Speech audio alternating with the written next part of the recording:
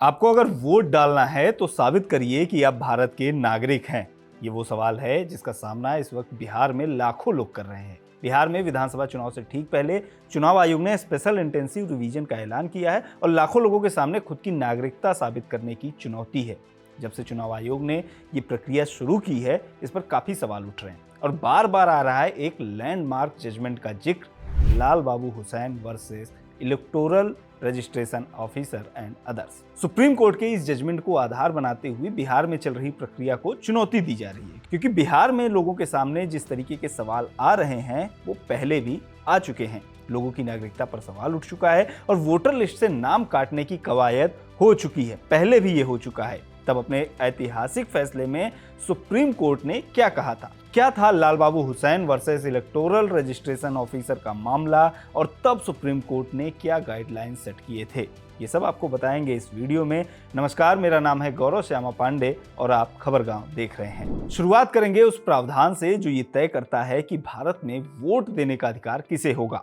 इस सवाल का जवाब मिलता है भारतीय संविधान के अनुच्छेद 326 में, जो ये कहता है लोकसभा और विधानसभा के लिए चुनाव वयस्क मताधिकार के आधार पर होगा। प्रत्येक व्यक्ति जो भारत का नागरिक है और जो 18 वर्ष से कम का नहीं है और जो इस संविधान के तहत या उपयुक्त विधानमंडल द्वारा बनाए गए किसी कानून के तहत गैर निवास, मानसिक अस्वस्थता, अपराध या भ्रष्ट या अवैध आचरण के आधार पर अन्यथा अयोग्य नहीं है, किसी भी ऐसे चुनाव में मतदाता के रूप में पंजीकृत होने का हकदार होगा। ये हो गया अनुच्छेद 326, जो हमें ये बताता है कि हमारे देश में किसकी सरकार होगी, कौन विधायक, सांसद, मुख्यमंत्री, प्रधानमंत्री बनेगा। ये तय करने का अधिकार किसके पास होगा।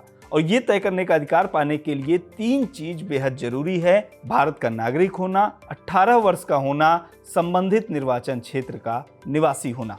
अगर आप ये तीनों शर्त पूरी नहीं करते तो फिर आप अपनी मर्जी की सरकार नहीं चुन सकते। और इसमें भी जो सबसे पहली शर्त है, जो किसी भी व्यक्ति को वोटर बनाने के लिए सबसे ज्यादा जरूरी है, वो है भारत का नागरिक होना। अगर आप भारत के नागरिक नहीं है तो आपको भारत में वोट डालने का अधिकार नहीं मिलेगा, क्योंकि विदेशी नागरिकों को ऐसा अधिकार नहीं है। और ये तय करना चुनाव आयोग की जिम्मेदारी होती है कि वोटर लिस्ट में योग्य व्यक्तियों का ही नाम रहे। इसके लिए चुनाव आयोग समय समय पर स्पेशल रिवीजन प्रोग्राम चलाता है, जैसे भी बिहार में चल रहा है। इसी तरह से 21 अगस्त 1992 को चुनाव आयोग ने एक निर्देश जारी किया। देश के सभी जिला कलेक्टर्स को ये निर्धारित करने का निर्देश दिया कि कोई व्यक्ति विदेशी है या नहीं, ताकि वोटर लिस्ट में सुधार और संशोधन किया जा सके। इस निर्देश के मुताबिक घर घर जाकर जानकारी इकट्ठा करना था और फिर उन्हें कलेक्टर के पास जमा करना था। और फिर पुलिस या खुफिया एजेंसियों की जांच के माध्यम से यह तय करना था कि संबंधित व्यक्ति भारत का नागरिक है या नहीं। एक दूसरा निर्देश 9 सितंबर 1994 को आया। इसमें इलेक्टोरल रजिस्ट्रेशन ऑफिसर को विदेशी नागरिकों के नामों की पहचान करने और उनके नाम को वोटर लिस्ट से हटाने का अधिकार दिया गया। यानी अब 2 निर्देश थे। पहला, कलेक्टर को यह तय करने का अधिकार था कि कौन भारत का नागरिक है और कौन नहीं। दूसरा, ईआरओ को यह अधिकार था कि वो विदेशी नागरिकों की पहचान करे, उनके नाम की घोषणा करे और वोटर लिस्ट से बाहर कर दे। इलेक्शन कमीशन के इन निर्देशों के तहत ग्रेटर बॉम्बे के 39 क्षेत्रों में एक व्यापक अभियान चलाया गया। तब मुंबई का नाम बॉम्बे हुआ करता था। पुलिस ने जांच की, 1,67,000 लोगों को नोटिस जारी किए गए। कहा गया कि आप भारत के नागरिक हैं या नहीं साबित करिए, कागज दिखाइए। और नागरिकता साबित करने की जिम्मेदारी उसी व्यक्ति पर थी जिसके नाम पर संदेह था। इससे हंगामा मच गया। बॉम्बे हाईकोर्ट में चुनाव आयोग के आदेशों को चुनौती दी गई। बॉम्बे हाईकोर्ट ने याचिका खारिज कर दी तो सुप्रीम कोर्ट में इसके खिलाफ अपील की गई। सुप्रीम कोर्ट में इसी तरह की 2 और याचिकाएं आई थी दिल्ली से। इनमें भी इसी तरह के आरोप लगे थे। एक में पहाड़गंज की झुग्गियों में रहने वाले याचिकाकर्ता ने शिकायत की थी कि ईआरओ ने उन्हें नोटिस जारी कर अपनी नागरिकता साबित करने के लिए बुलाया है। क्या लिखा था नोटिस में? लिखा था कि चूंकि एक रिपोर्ट प्राप्त हुई है जिसमें संकेत दिया गया है कि आप भारत के नागरिक नहीं हो सकते हैं और इस तरह आपका नाम इस विधानसभा निर्वाचन क्षेत्र की मतदाता सूची से हटाने के लिए उपयुक्त प्रतीत होता है। अतः आपको इसके द्वारा यह निर्देश दिया जाता है कि आप अपनी भारतीय नागरिकता के प्रमाण में जो भी साक्ष्य प्रस्तुत करना चाहें उसके साथ व्यक्तिगत रूप से 13 अक्टूबर 1994 को डी ब्लॉक विकास भवन नई दिल्ली में हस्ताक्षरकर्ता के समक्ष प्रस्तुत हों। नीचे हस्ताक्षर थे केसी अग्रवाल, निर्वाचन पंजीकरण अधिकारी, रामनगर एससी जो विधानसभा की सीट थी, डी ब्लॉक विकास भवन नई दिल्ली, ये उनका एड्रेस था। याचिकाकर्ताओं का कहना था कि वे और उनकी झुग्गी में रहने वाले दूसरे लोग उत्तर प्रदेश और बिहार से रोजगार की तलाश में दिल्ली आए थे, कई सालों से यहीं रह रहे थे। उनसे जो दस्तावेज मांगे गए थे उनके पास वो नहीं है। उनके पास अन्य दस्तावेज थे जैसे राशन कार्ड, पिछले चुनाव की वोटर लिस्ट में नाम, स्कूल रिकॉर्ड वगैरह है। जो यह दिखाते हैं कि वो उसी क्षेत्र के वास्तविक निवासी है, लेकिन उनका नाम वोटर लिस्ट से हटाने के लिए गलत इरादे से नजरअंदाज किया गया है। याचिकाकर्ताओं का कहना था कि जो दस्तावेज उनसे मांगे गए उसे जुटाने के लिए भी पर्याप्त समय नहीं दिया गया, क्योंकि उन्हें ये दस्तावेज अपने गांव से या मूल स्थान से लाना था जहां वो रहने वाले थे। इतना ही नहीं, याचिकाकर्ताओं की नागरिकता पर संदेह एक रिपोर्ट के आधार पर किया गया था, लेकिन ये रिपोर्ट कहां है, कैसे तैयार हुई, किसने तैयार की, इसके बारे में कोई जानकारी याचिकाकर्ता को नहीं दी गई।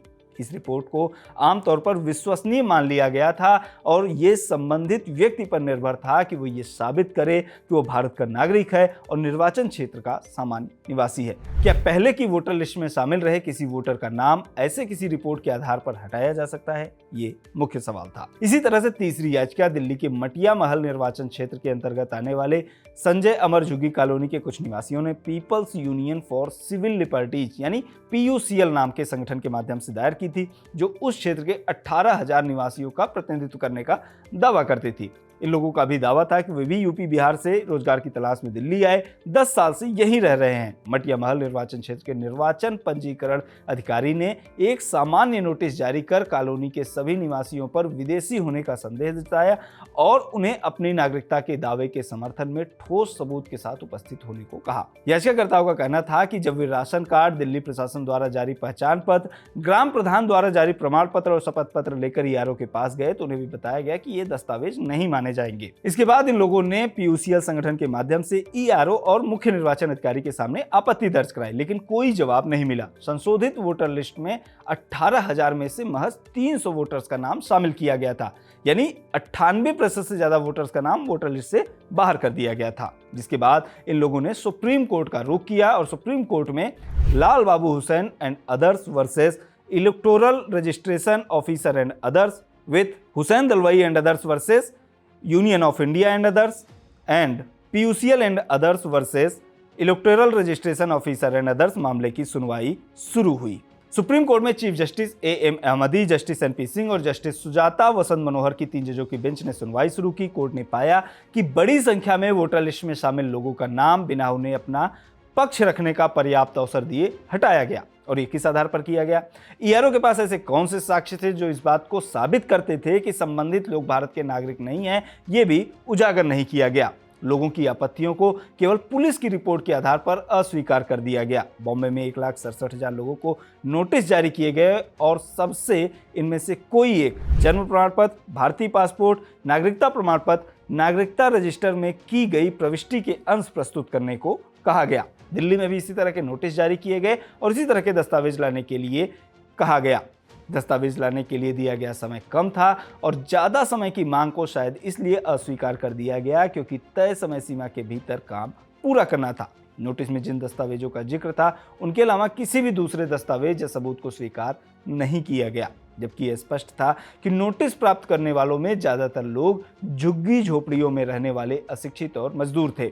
पुलिस ने कोई अन्य दस्तावेज स्वीकार करने से इनकार कर दिया और एक स्टीरियोटाइप रिपोर्ट तैयार की जिस पर ERO यानी इलेक्टोरल रजिस्ट्रेशन ऑफिसर्स ने मुहर लगा दी बिना अपने विवेक का इस्तेमाल किए। सुप्रीम कोर्ट ने इसकी कड़ी आलोचना की क्योंकि ये एक तथ्य था कि ये लोग पिछले चुनाव में वोटर थे, यानी जब इनका नाम वोटर लिस्ट में दर्ज हुआ होगा तो जांच परख के ही किया गया होगा। और एक बार ये मान भी लिया जाए कि स्पेशल रिवीजन के माध्यम से अगर उनका नाम हटाने की प्रक्रिया शुरू हुई थी तो उन्हें अपनी योग्यता साबित करने का पर्याप्त अवसर नहीं दिया गया। यहाँ तक कि जिस रिपोर्ट पर उनके खिलाफ कार्रवाई हुई उसकी कॉपी भी उन्हें नहीं दी गई। जबकि रिप्रेजेंटेशन ऑफ पीपल्स एक्ट 1950 और रजिस्ट्रेशन ऑफ इलेक्टोरल रूल 1960 के नियमों में साफ कहा गया है कि किसी भी व्यक्ति का नाम वोटर लिस्ट से हटाने से पहले उसे अपना पक्ष रखने का पर्याप्त अवसर दिया जाएगा। सुप्रीम कोर्ट ने संदिग्ध विदेशी नागरिकों के खिलाफ शुरू की गई सभी कार्यवाहियों को रद्द कर दिया, बॉम्बे हाईकोर्ट के फैसले को रद्द कर दिया और वोटर लिस्ट से संदिग्ध विदेशी नागरिकों का नाम हटाने के लिए नए गाइडलाइंस जारी किए। सुप्रीम कोर्ट ने क्या कहा वो भी हम आपको बता देते हैं। सुप्रीम कोर्ट ने कहा सभी 3 मामलों में हुई कार्रवाई रद्द की जाए। चुनाव आयोग चाहे तो प्रासंगिक प्रावधान के तहत नोटिस जारी करके नई कार्रवाई शुरू कर सकता है जिसमें उस साक्ष्य का खुलासा किया जाए जिसके आधार पर यह संदेह पैदा हुआ हो कि संबंधित व्यक्ति भारत का नागरिक नहीं है। अगर वोटर लिस्ट में पहले से शामिल किसी व्यक्ति की नागरिकता पर संदेह है तो ERO या जांच करने वाले किसी भी अधिकारी को यह ध्यान में रखना होगा कि जब भी नाम वोटर लिस्ट में शामिल किया गया होगा पूरी प्रक्रिया अपनाई गई होगी और इसलिए नोटिस जारी करने से पहले और बाद की प्रक्रिया में इस तथ्य को पर्याप्त महत्व दिया जाना चाहिए। जांच के दौरान यारो या सक्षम जांच अधिकारी को यह ध्यान रखना होगा कि यह जांच अर्ध न्यायिक प्रकृति का है। अर्ध न्यायिक प्रकृति क्या है? अर्ध न्यायिक प्रकृति या क्वासी जुडिशियल का मतलब आसान भाषा में ऐसी प्रक्रिया या जांच होती है जो कुछ हद तक अदालत जैसी होती है लेकिन पूरी तरह से अदालत की तरह नहीं होती है। कोर्ट ने इस मामले को अर्ध न्यायिक प्रकृति का माना, इसलिए संबंधित व्यक्ति द्वारा प्रस्तुत किए गए सभी सबूतों दस्तावेजों को ईआरओ या सक्षम जांच अधिकारी स्वीकार करेगा, साथ ही उस सबूत की जानकारी भी देगा जिस पर वह भरोसा करने वाला है, ताकि संबंधित व्यक्ति को जवाब देने या खंडन करने और अपनी बात रखने का पूरा और उचित अवसर मिले। अंतिम निर्णय लेने से पहले संबंधित अधिकारी संविधान और नागरिकता अधिनियम के पहले उद्धृत प्रावधानों और नागरिकता के प्रश्न पर प्रभाव डालने वाले सभी संबंधित प्रावधानों का ध्यान में रखेगा। निर्वाचन आयोग द्वारा 9 सितंबर 1994 को जारी निर्देश जो कुछ दस्तावेजों को स्वीकार करने से रोकता है रद्द किया जाता है और यदि प्रस्तुत किए जाते हैं तो दस्तावेज स्वीकार किए जाएंगे और निर्णय लेने में उनके महत्व का आकलन किया जाएगा। ये दिशा निर्देश संपूर्ण नहीं होने के कारण संबंधित अधिकारी को जहां विशेष परिस्थितियां उत्पन्न होती हैं निष्पक्षता से और प्राकृतिक न्याय के सिद्धांतों के अनुरूप व्यवहार करना चाहिए और ऐसा प्रतीत नहीं होना चाहिए कि वह पहले से तय धारणाओं के आधार पर काम कर रहे हैं। सुप्रीम कोर्ट की इन गाइडलाइंस को लाल बाबू हुसैन जजमेंट के नाम से जाना गया और अभी जब बिहार में स्पेशल इंटेंसिव रिवीजन की प्रक्रिया चल रही है तो इन्हीं गाइडलाइंस के उल्लंघन का आरोप लगाया जा रहा है, जिसमें सबसे प्रमुख है पहले से वोटर लिस्ट में शामिल वोटर्स के नाम पर आपत्ति। इसके अलावा लोगों को खुद को वोटर साबित करने की जिम्मेदारी दी गई है, जबकि ये काम चुनाव आयोग का होना चाहिए। इन्हीं तर्कों को आधार बनाते हुए मामले को सुप्रीम कोर्ट में भी चुनौती दी गई है, जहां 28 जुलाई को अगली सुनवाई होनी है। लाल बाबू हुसैन जजमेंट के बारे में हमारा ये वीडियो आपको कैसा लगा कमेंट बॉक्स में जरूर बताएं। बने रहिए खबरगांव के साथ।